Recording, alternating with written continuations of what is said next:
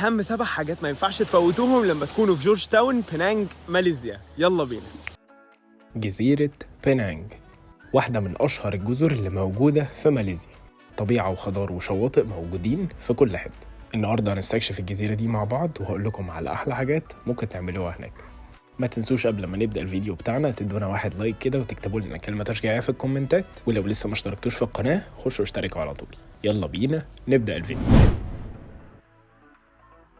اول حاجه يا جماعه تعملوها لما تيجوا بينانج جورج تاون ان انتوا تروحوا وتشوفوا لكم اي مكان بيأجر موتوسيكلات. يعني مثلا في موتوسيكلات هنا، في موتوسيكلات هنا، زي الراجل ده مثلا عنده موتوسيكلات كتيره قوي، تقدروا تأجروا الموتوسيكل بتاعكم بالساعه او باليوم او بحاجات كتيره قوي. بس دي من الحاجات اللي فعلا هتساعدكم ان انتوا تستكشفوا المدينه كلها. بصوا يا جماعه العلامه هناك اهي، ممكن تأجروا من عند الراجل ده، لذيذ جدا. Google 5 star. Right, yeah. Very good review. What's your name on Google? Happy Ken. انا اجرت من عند الراجل ده، والصراحه يعني راجل لذيذ جدا، طيب، بيأجر بسرعه، الموتوسيكل بتاعه كان كويس وبتاع، فممكن تأجروا من عنده. هتلاقوا عنده موتوسيكلات كتيره قوي في بينانج. وبس كده نسبيا دي اول حاجه لازم تعملوها. اهم حاجه بس يا جماعه تكونوا بتعرفوا تسوقوا الموتوسيكل، لان لو مش بتعرفوا تسوقوا ما ينفعش تأجروا او هيبقى صعب عليكم جدا، لان الطرق هنا ممكن تبقى صعبه شويه. فلو مش بتعرفوا تركبوا موتوسيكلات ما تأجروش، اركبوا ساعتها تاكسي، اركبوا جراب، اركبوا بس، اركبوا اي حاجه، بس ما تعرضوش حياتكم حياه غيركم للخطر. تاني حاجه بقى ممكن تعملوها هي ان انتوا تيجوا البوتانيكال جاردن بتاعه بينانج. حديقة النباتات اللي موجودة في بينانج بجد مكان جميل جدا. حديقة كبيرة قوي، واسعة ومفتوحة وفيها مناظر طبيعية جميلة جدا. غير كده فالدخول هنا ببلاش، وتقدروا تتمشوا حواليها وتستكشفوها براحتكم خالص. هتلاقوا هناك أشجار ونباتات مختلفة كتير. أنا عارف طبعا إن المكان ده ممكن ما يكونش من الأماكن المهمة قوي للزيارة هناك، ولكن طبعا في مننا ناس كتيرة قوي بتحب الحدائق المفتوحة اللي بالشكل ده. والجميل في الموضوع إن هي ببلاش، وتقدروا تقعدوا هناك براحتكم وتستمتعوا بالاجواء بتاعتها. وكمان يا جماعه بيبقى فيه قرود جوه، بجد جميله اهو، بتتحرك جاي علينا ولا ايه؟ اوعى. القرود الصراحه من الحيوانات اللي انا فعلا بخاف منها، علشان جري ورايا مرتين قبل كده. وبكده نكون خلصنا الجوله بتاعتنا في حدائق النباتات. يلا بينا على المكان اللي بعده.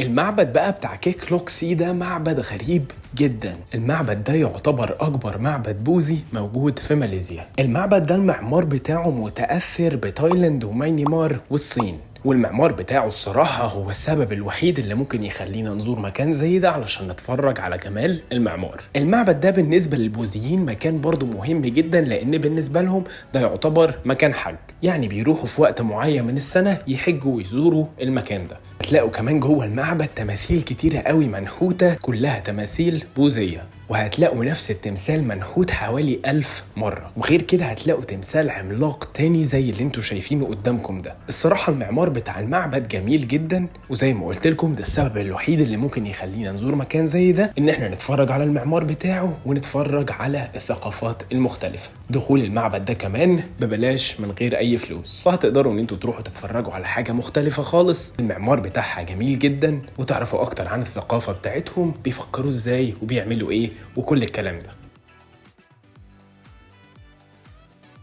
المكان ده كان من احلى الاماكن اللي انا اتفرجت فيها على شروق الشمس. في اليوم ده فعلا صحيت مخصوص علشان اروح المكان ده واتفرج على الشروق من هناك. طبعا يا جماعه المنظر اللي انتوا شايفينه قدامكم ده ما ينفعش يتفوت، وطبعا على الحقيقه احلى بكتير قوي من اللي انتوا شايفينه ده. انصحكم جدا ان انتوا تروحوا تتفرجوا على الشروق من المكان ده. تقدروا تروحوا المكان ده بان انتوا تكتبوا كلمه جاتي على جوجل مابس، وهيطلع لكم المكان ده بالظبط. هو زي لسان كده داخل في البحر حوالي 100 متر او حاجه، وتقدروا تقعدوا في اخر اللسان وتتفرجوا على الشروق الجميل ده من هناك. ومش شرط خالص تتفرجوا على الشروق بس، ممكن كمان تتفرجوا على الغروب من نفس المكان. بس انصحكم الصراحه تروحوا وقت الشروق.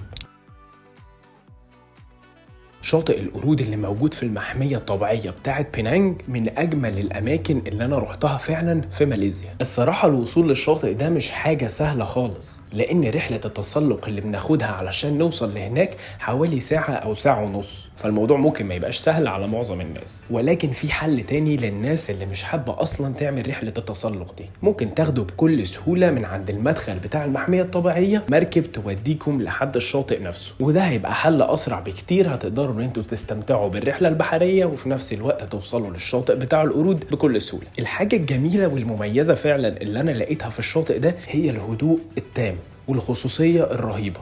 مش ناس كتيرة خالص بتروح المكان ده، ودي فعلا حاجة أنا استغربتها جدا، لأن هو فعلا كان شاطئ حلو قوي، هادي، عليه خدمات، هتلاقوا في ناس هناك بتعمل أكل وبتقدم مشروبات وكل الكلام ده. وحتى أسعار الحاجات هناك ما كانتش تعتبر أسعار سياحية، يعني كانت تعتبر أسعار سعرها عادي، يمكن زيادة شوية عن الطبيعي، ولكن في مكان زي ده بنتوقع على طول إن السعر على طول هيبقى مضروب في أرقام كتيرة قوي. غير كده فالمية جميلة جدا، وبتقعدوا تستمتعوا بالشاطئ نفسه في الظل في هدوء رهيب.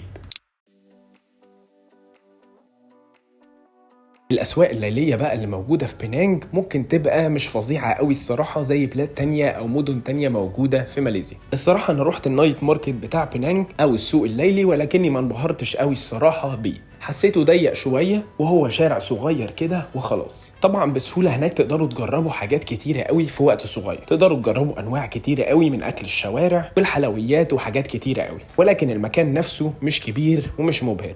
شفت أسواق ليلية كتيرة قوي في أماكن تانية أحلى بكتير، ولكن مش هتخسروا حاجة لو انتوا موجودين في بينانج ان انتوا تزوروه برضه، لأن هو يعتبر السوق الليلي الوحيد هناك، فمش هيبقى قدامكم حل غير ان انتوا تزوروه لو انتوا هناك.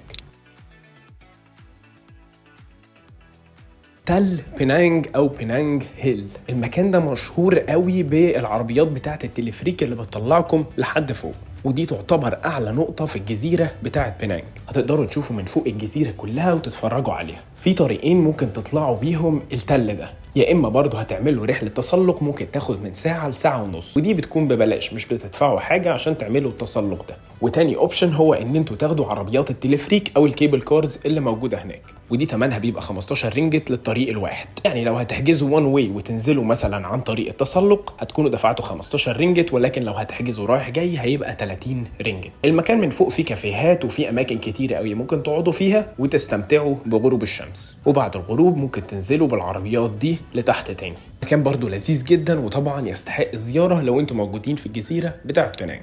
البونس بقى بتاع الفيديو ده يا جماعة هو الستريت ارت او الفن بتاع الشارع اللي موجود في بينانج. الحي بتاع جورج تاون اللي موجود في جزيرة بينان مشهور جدا بالفن والرسم الجرافيتي اللي بيبقى موجود في الشارع هناك، لدرجة ان كل اللوح الجرافيتي اللي انتوا شايفينها دي موجود اصلا المكان بتاعها على جوجل مابس. يعني مجرد بس لو كتبتوا كلمة ستريت ارت وانتوا موجودين في جورج تاون في جزيرة بينانج هيطلع لكم كل اللوكيشنز بتاعة الاماكن بتاع الجرافيتي دي، فممكن تتمشوا لكل مكان منهم تتصوروا هناك وتصوروا الفن بتاع الشارع ده. وبس كده يا جماعة، ده كان الفيديو بتاع أهم 7 حاجات تعملهم في الجزيرة بتاعت بينانج تحديدا في جورج تاون. ما تنسوش تدعمونا باللايك الجميل وتقولوا لنا رأيكم في المدينة دي في الكومنتات، وتشاركوا الفيديو ده مع أصحابكم اللي هتروحوا معاهم ماليزيا. أشوفكم في فيديو تاني حوالين آسيا قريب جدا، وانتل ذن باي باي.